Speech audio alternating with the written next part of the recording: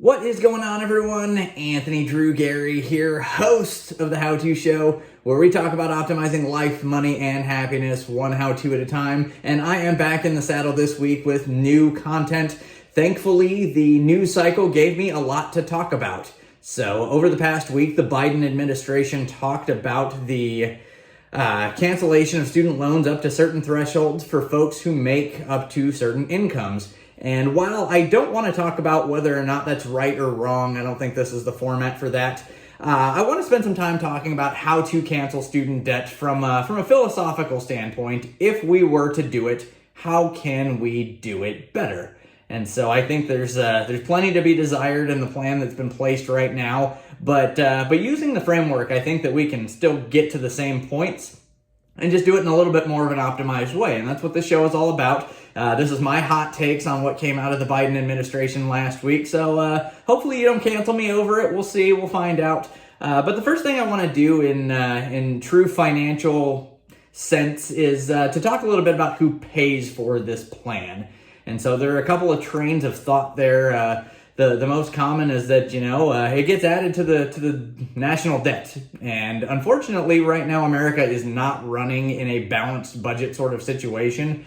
And so, you'll hear people complain a little bit that so-and-so taxpayer that never went to college is footing the bill for so-and-so who did go to college, and now basically alternating folks are having to pay back this debt, and that's not completely how it works, because unfortunately right now we've got a situation of government that takes in less money than it spends, and so somewhere down the line there may need to be a situation where that gets rectified. But the answer to the question is that it's not truly being paid by a balanced budget right now. And so is the answer to the question it's going to be paid by future generations? Possibly. Scary thought if you ask me, but if that's the case, we probably ought to look at that a little bit more closely. But what's really probably at play here is this idea of modern monetary theory. And this is a concept that's been created over the last handful of years that basically suggests that the United States of America, being one of the global powerhouses that it is, can basically spend as much money as it wants, because if the United States government were to ever slow down or stop consuming, it would have ramifications at a dire level to the rest of the world economy. And so some combination of those three items would be how this gets paid for, but nobody is really willing to speak specifically to it. And so if I were to throw my hat in the ring at a way to get this done, I would like to see more specificity to how this is going to get paid for. And while we're at it, let's make a recommendation. If you want to cancel student debt, I think it's a great idea if you want to push it forward, if the endowments of the universities that sponsored the debt in the first place are on the hook for it. You can Google the endowments of large universities. You can Google the endowments of state universities as well, anywhere in between. And the number of dollars that they have sitting in accounts that are in the market making compounded returns year over year is quite staggering, and could probably fix this problem relatively easily, but nobody wants to run down that hill yet. So the next thing I want to talk about is what gets forgiven and to what extent. Right now, the proposal's talking about between $10,000 and $20,000, depending on some situations. And, ultimately it's a carte blanche. You get it forgiven, and I think that we should add some more nuance to that, in the sense that what gets forgiven? Is it just student loan debt, or is it student loan interest? I think there's a case to be made that it should be specific to the interest, because the principal portions were signed up for by an individual on their own volition, without any sort of stress or adversity coming toward it.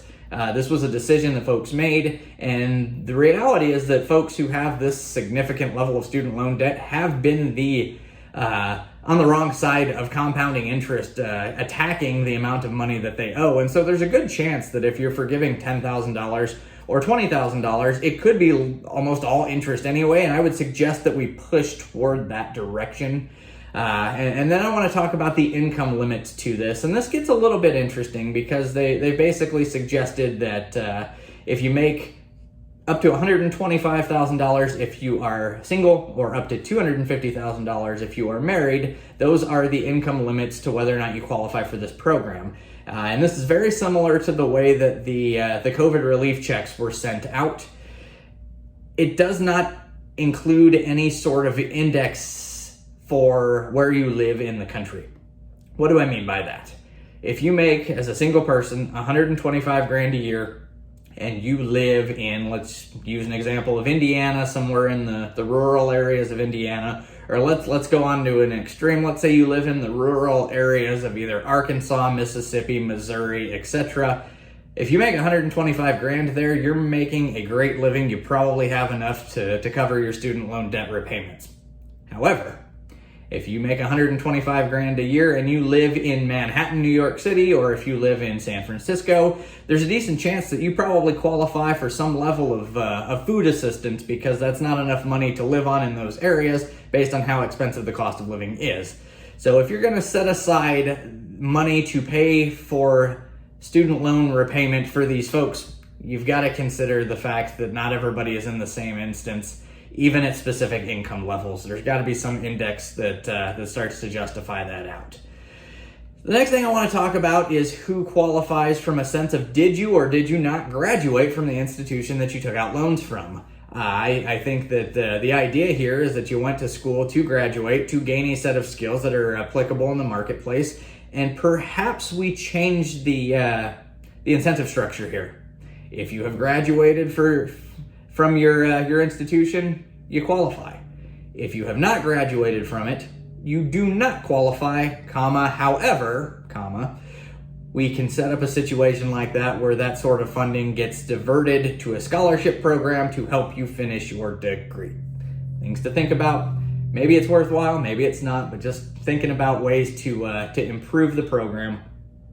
And so ultimately, we can have some skin in the game for those folks that did not finish their degree, but hopefully want to. And if you didn't finish your degree and you don't want to, maybe there's a circumstance or a carve out for that too.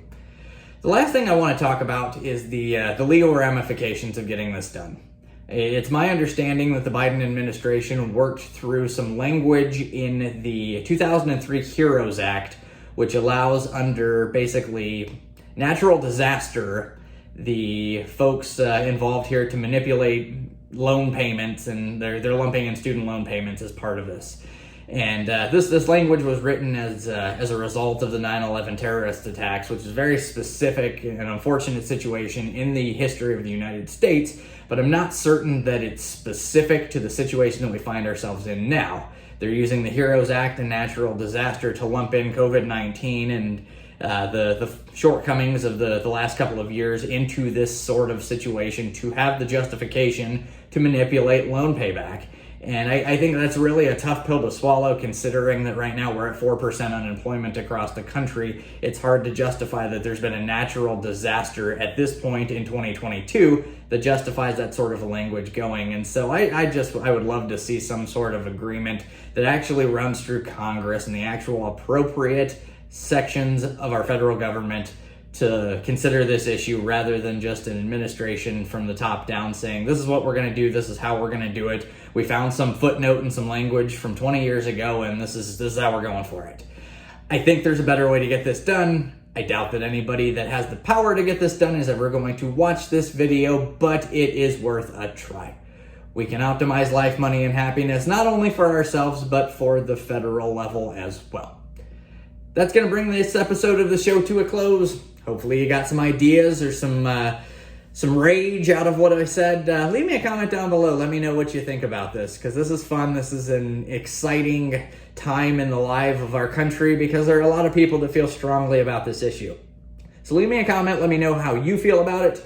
And as always, you can leave me a comment to let me know about future topics that you would like me to cover. I'm getting quasi-political here, but I don't think those sorts of table stakes are off the table in terms of getting feedback as to how folks can optimize their life, and it potentially trickles down to how they vote at the ballot box. So ultimately this all plays in to how you can optimize your life. And if you've got any ideas for anything else you want me to cover, let me know about it. You can subscribe and be the first to know about new videos each and every Wednesday. Still putting out new content each week. And as always, if you are interested in selling your home in the Indianapolis market, I can help you navigate through what seems to be a changing market. And you can get in touch with me in the comments or at IndyDwell.com. Looking forward to next week's video. Until then, take care.